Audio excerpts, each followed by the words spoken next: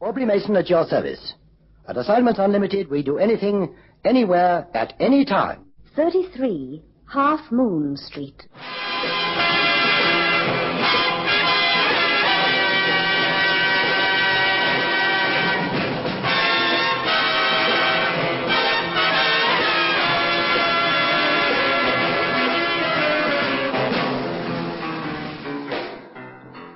The moment you feel a cold coming on, turn to Snellerin for help. Snellerin is a tried, effective remedy that defeats flu misery. You feel better quickly with Snellerin. What does tomorrow hold for you? All the good things in life? Then you'd better start planning for them now by saving regularly each month. Yes, you've got to plan and you've got to save. Let's get together with the NBS. Save your money, yes, yes. Save for a brighter tomorrow. Save NBS. Yes, NBS. Yes, the Natal Building Society is the ideal choice for today's young people, because the NBS is South Africa's go-ahead building society. Motorists. The new name for all genuine Ford parts is FOMOCO. F-O-M-O-C-O. To get high-precision parts that are made right to fit right, make sure they carry the name FOMOCO.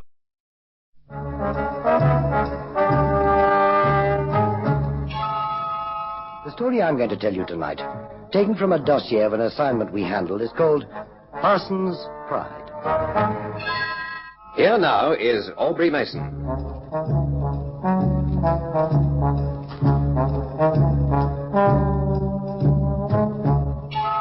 What a mistake it is to judge people by their appearance. This is a fact which has been brought home to me many, many times since Assignment Unlimited came into being. The assignment I'm going to tell you about tonight will prove my point very forcibly. It began when the intercom on my desk buzzed. Mrs. Parsons, who has an appointment for 3 o'clock, has arrived. Shall I send her through? Yes, please. At that moment, well, she was only a name in my diary. Mrs. A. Parsons. For the next moment, the door opened. Mrs. Parsons.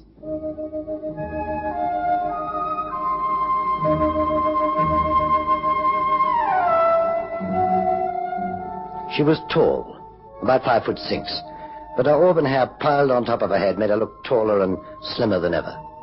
She had an exquisite face set on a long neck. She was expensively dressed and immaculately groomed. Her eyes were big and brown, and her mouth was soft and generous. I put her age at about 38. I stood to receive her, and she extended a white-gloved hand in greeting. How do you do, Mrs. Parsons? How do you do? Oh, please sit down. Oh, thank you. Now then, how can I help you? May I preface what I'm going to say by showing you something? Well, of course. It's in my bag. Here we are. Diamonds.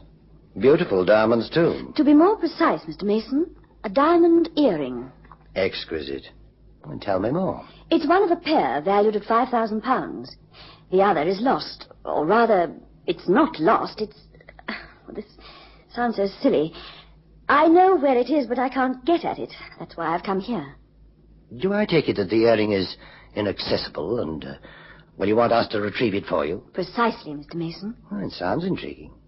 Now, before we go any further, may I take down a few particulars? Certainly. Now, your full name is... Angela Parsons. Angela Parsons. Your address? My home address is Harrogate in Yorkshire, but I'm staying at the Hilton Hotel in Park Lane. I came down here to do some shopping and see some shows. Oh, I see. Well, thank you. And where is the earring? At the Hilton Hotel, in the basement. Yes? I have a room on the first floor. Last evening, I'd been out to dinner in the theatre with some friends. It was quite late when I got back. In fact, it was during the early hours. I was very tired, and I'm afraid I was rather careless. I took off my earrings and necklace and put them on the dressing table. This morning, I ordered breakfast in my room. The waitress came in with a tray, and I had it at my bedside. When I'd finished, I wanted to tidy the place up a bit, so I moved the tray and put it on the end of the dressing table. When I'd put it down, I pushed it on so that it would be safer. But in doing so, the back of the tray pushed my jewelry. Well, in the wall, behind the dressing table, there's a vent. And when I pushed the tray, the back of the tray pushed one of my earrings into the vent. Well, of course, I realized immediately what I'd done, and I called the hotel manager.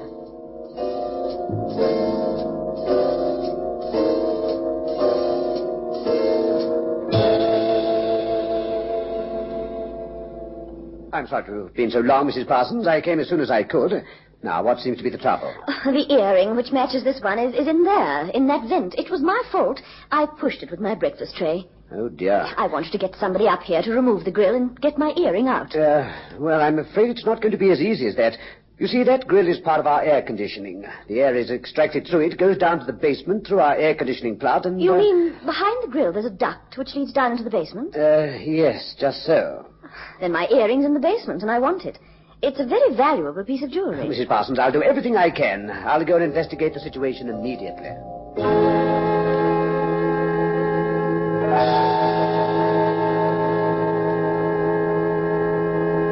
The poor man came back to inform me that the air duct down which my earring had fallen joined a horizontal duct in the basement.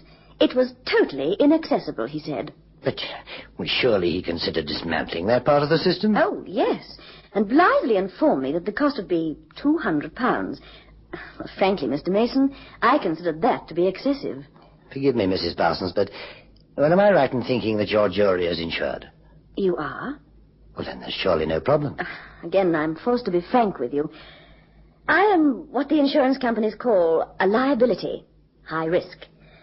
I've made so many claims on them in the past for lost and damaged personal effects that if I claim again for this, my next premium is going to be very high indeed. It occurred to me that there was perhaps a cheaper way of recovering my earring. I've spoken to the maintenance people at the hotel, and they hummed and hawed. They clearly weren't interested.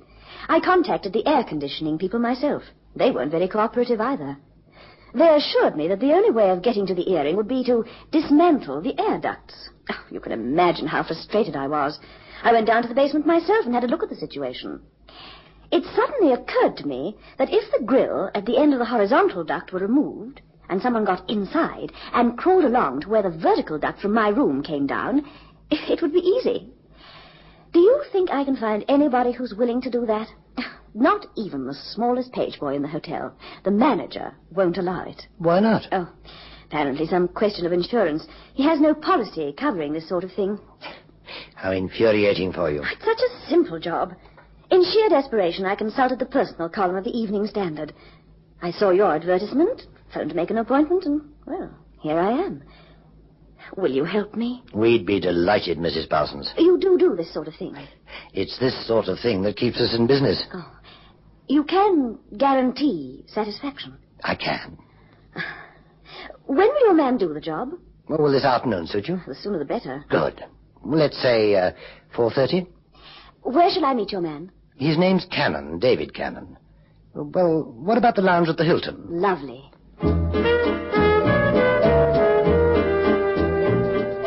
When Angela Parsons had left my office, I gave instructions to Mrs. Gamble that Cannon was to come and see me immediately.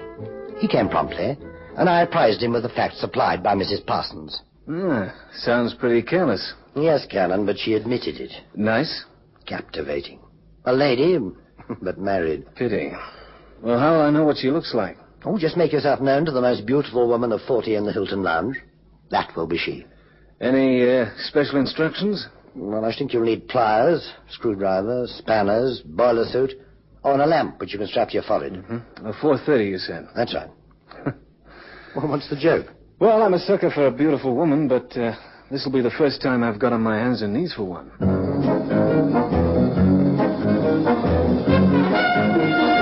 For once it was a short journey for Cannon. Along Half Moon Street into Curzon Street, and then left into Park Lane. Something of a record. As I predicted, Cannon had no difficulty in identifying our client. She was having tea and toying nervously with a cigarette. You'll be Mrs. Parsons. That's right. The name's Cannon. I work for Aubrey Mason. How do you do? How do you do? Now, where's the location? The what? How do we get to the basement? Oh, we'll take the lift. Okay, let's go.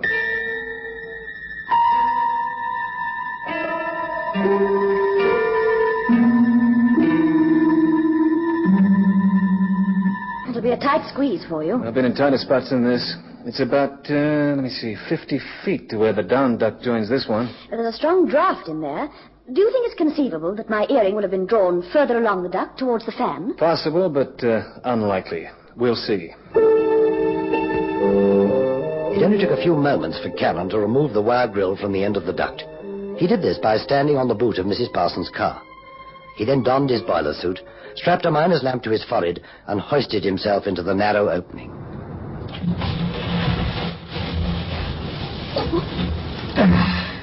Once inside, Cannon proceeded to wriggle on his belly along the 30-inch square duct. Only hope this thing's strong enough to support me. Well, it's not far to fall, but I'd get pretty shaken up in the process. Now then, let's see. Not much further. What a heck of a way to earn a living. Still, never a dull moment. Here we are. Now this is where the vertical duct joins the big horizontal one. It should be around here somewhere. It's quite a drop from the first floor. It must have bounced. Maybe broken. Nope, nothing here. Well, maybe it's further along towards the fan. Here we go again. And now I know how a rabbit must feel after a rough night out. No, not here either. There's nothing here except that envelope stuck on the grill next to the fan. I wonder.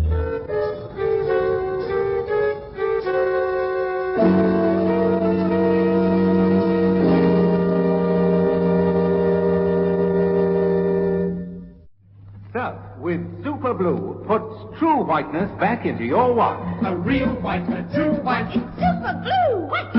Try Surf to get your wash truly white. The white of Surf with Super Blue. Deurbrak en pynverligting. Aspro nuwe mikroverfynde Aspro. Aspro is nou mikroverfyn vir versnelde verligting van pyn. Nou bereik Aspro die bloedstroom meer as 2 keer vinniger. Laat pyn meer as 2 keer vinniger verdwyn. Aspro nuwe mikroverfynde Aspro.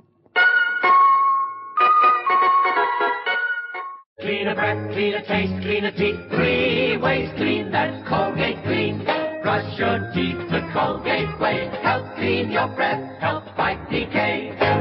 And now you could help yourself to a big cash prize in the Colgate Dental Cream Spot the Errors contest. Yes, there's 2,500 rand in cash prizes to be won. Full details at Colgate Dental Cream displays. Also, big savings on special packs. Get Colgate Dental Cream now.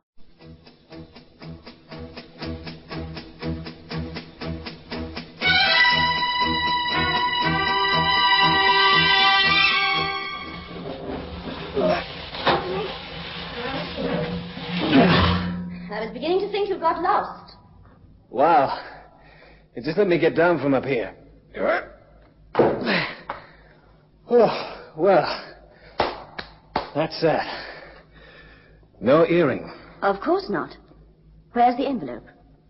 Hey, now, wait a minute. Mr. Cannon, I'm in no mood to indulge you and your wisecracking. I want that envelope. Or else. Well, you must want it pretty badly. Do you mind pointing that thing the other way? I get pretty nervous looking into the barrel of the gun because it's been my experience they have a nasty habit of going off.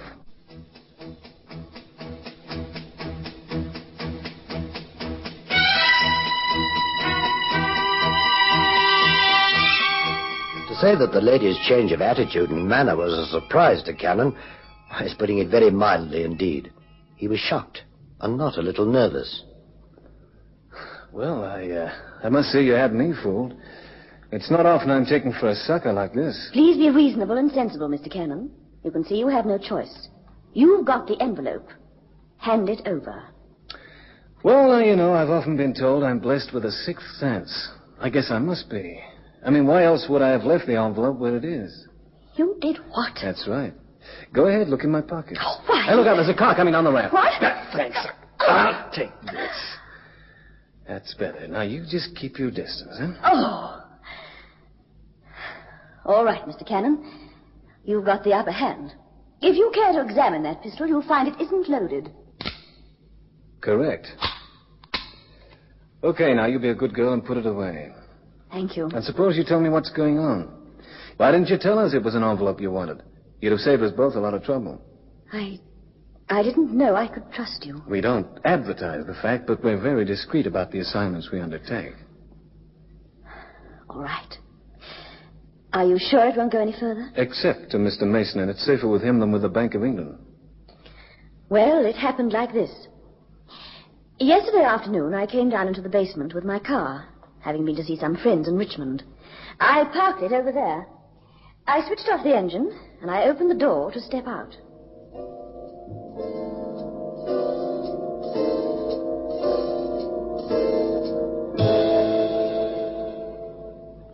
Allow me. What? How do you do? Oh, you gave me such a fright, I didn't see you. I know. You know? I've been waiting for you.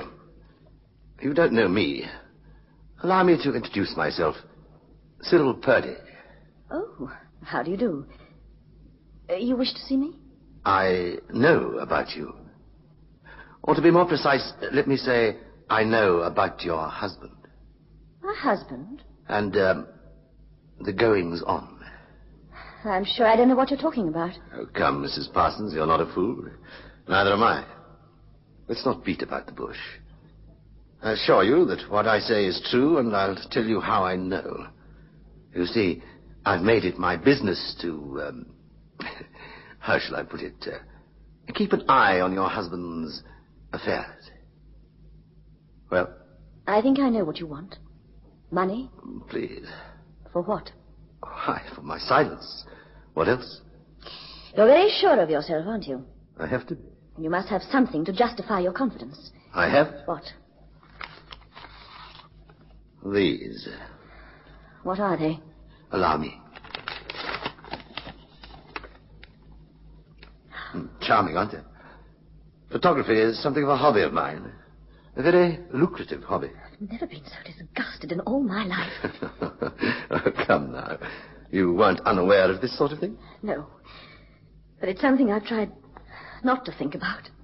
And now... And now, here it is under your very nose. How much do you want?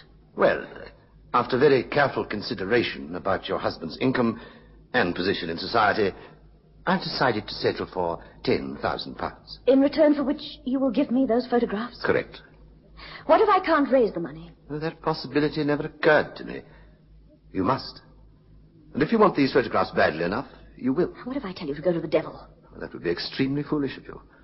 These photographs could ruin your husband. They could also ruin your marriage. You'd be hounded out of the country. I'm going to need time to think about this. Oh, but of course, dear lady. In the meantime, I'll return these photographs to their envelope. Here. You don't feel so confident now, do you, Mr. I'm warning you, Mrs. Parsons. If you try anything foolish, I shall be most severe with you. Keep away from me. You don't think I'm fool enough to let you get away with those photographs, do you? I'm not letting £10,000 slip through my fingers. I've put too much time and energy into my scheme. Give them back to me. Keep away from me, you beast. I'm a patient man, Mrs. Parsons, but I also have a violent temper. You wouldn't dare lay a finger on me. Wasn't that? He lunged towards me, and I cried out. I didn't know what to do. I was alone in this basement garage, and I knew that that sort of man would stop at nothing. I couldn't run to the lift. There wasn't time. He would have caught me. On the other hand, he was blocking the other exit, the ramp up to the street. And then I saw the grill at the end of the horizontal air conditioning duct. I remembered feeling the movement there as I walked past it to the lift early that morning. I rolled the envelope into a cylinder, which I hoped would have a small enough diameter, and I suddenly dashed to the grill. Before Purdy knew what I was doing, I'd slipped it through. And I felt extremely gratified to see the draft catch at the envelope and suck it away into the darkness.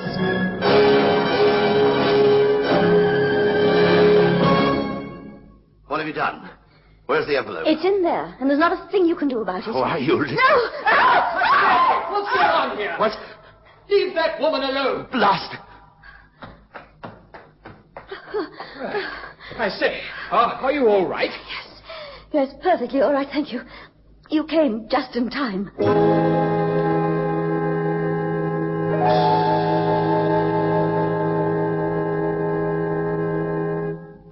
I thought I was going to faint, but I didn't. The man wanted to call the police, but fortunately I was able to persuade him that it wasn't necessary. He thought I'd been molested. This Mr. Purdy sounds like a nasty piece of work. He's worse than an animal. Do you think he'll bother you again? I don't know. I've got no guarantee that he won't. Well, it seems to me that I've got to go and get that envelope for you. Then it's up to you what you do with it. Thank you, Mr. Cannon. And so, once again, Cannon climbed onto the boot of the car, and from there he reached up and wriggled into the air duct. He crawled the 70 feet or so to the grill next to the extraction fan, on which was the envelope containing the photographs. He tucked it into the pocket of his boiler suit, and then wriggled backwards to the comparative comfort of the basement garage. He replaced the wire grill and jumped off the car to the basement floor. Well, this time it's for real. Well, I guess we can go home now. I'll go back to 33 and make up my report. Mr. Cannon, do you have to record all the details of what's happened? No, I guess the report will say how our client wanted an earring retrieved and how the job was done. Just for Mr. Mason's private information, I'll tell him what really happened, but it won't go any further than that. Thank you. You know, Mrs. Parsons, I haven't known you for very long. In fact, it's not been an hour since we met, but it's not often a man has the good fortune of meeting a lady. And a lady with tremendous spirit and backbone. It's been quite a privilege. Again, thank you. Congratulations, Mr. Cannon. Purdy? That was a very noble speech. One rarely finds a man being so gallant to a lady these days. Purdy, I don't want to have to soil my hands on you. But if you're not out of here pretty soon, I'm going to tear you apart. How long have you been standing there? Long enough. What's the joke? I'm afraid the joke's on you, Mr. Cannon. You've been misled. Mr. Purdy, please. I'm surprised you haven't recognized your client. Recognized? Allow me to introduce you. Mr. Cannon, I'd like you to meet Lady Geraldine Farquharson. Well, Mr. Cannon? Farquharson? Wife of Sir Hugh Farquharson, Member of Parliament for West Grinstead and the Cabinet's Minister of Agriculture. Oh, you swine, Purdy, you loathsome swine. Well, thanks for the information, Purdy, but I don't see what difference it makes. Lady Farquharson asked us to do a job for her. It's been done and paid for. And if she wishes her identity to be kept a secret, it's no concern of ours. You'd better go. You're obviously both intelligent people. I'm amazed it hasn't occurred to you that to print photographs, one needs negatives. The negatives of those photographs are in an extremely safe place. You don't think I'd be foolish enough to present myself and my demand bearing the only photographs in existence? One must allow for accidents. Purdy, you're going to have the nastiest accident of you. No, don't bluster, Mr. Cannon. I hold the whip hand. Threats will avail you nothing. Now, let's talk business. The price is the same. You give me £10,000, cash, and I will destroy the negatives in your presence. No. Lady Farquharson, you're joking. I'm perfectly serious. I neither want nor need your negatives.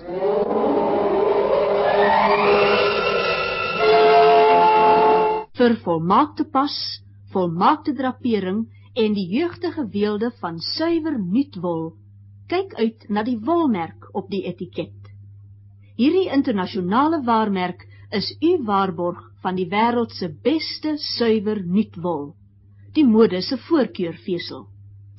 Moenie raai nie, die wolmerk is uw waarborg. There are always places that are hard to keep clean, like drains, sinks, and dustbins. Places that breed deadly microscopic germs. You need a specially formulated disinfectant to eradicate germs and odors, like Sandpick with Super Pine. Sandpick liquid or penetrating Sandpick spray, perfect for hideaway places. Use it regularly. Sandpick kills germs in seconds. Rook met nuwe lus. Rook Ransom en die smaak sal getuig. Dis Virginie se tabak op sy beste. Ransom bied u die ryk, aangename geur van Uitsoek Virginie se tabak met die eksklusiewe Ransom Multifilter wat daardie noodsaaklike balans tussen tabak en filter behou. 'n Nuwe ondervinding in rookgenot. Ransom vir die man wat baie rook en dit geniet.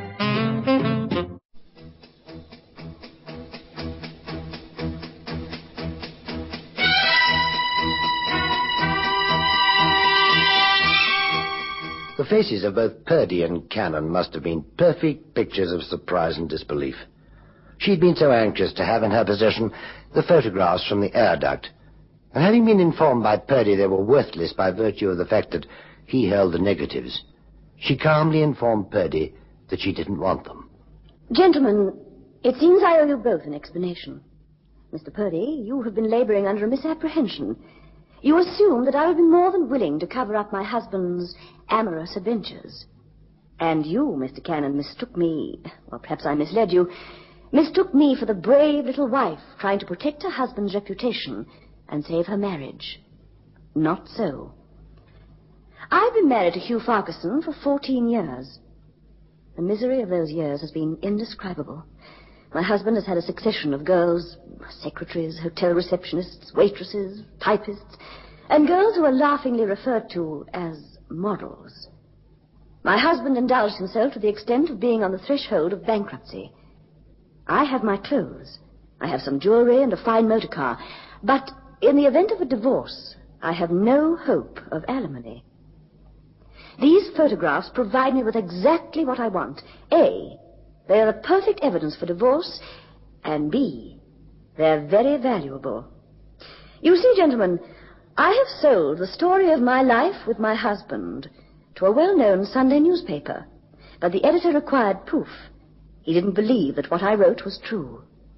Now, when I show him these photographs, he will pay me enough money for me to live in the manner to which I have been unaccustomed.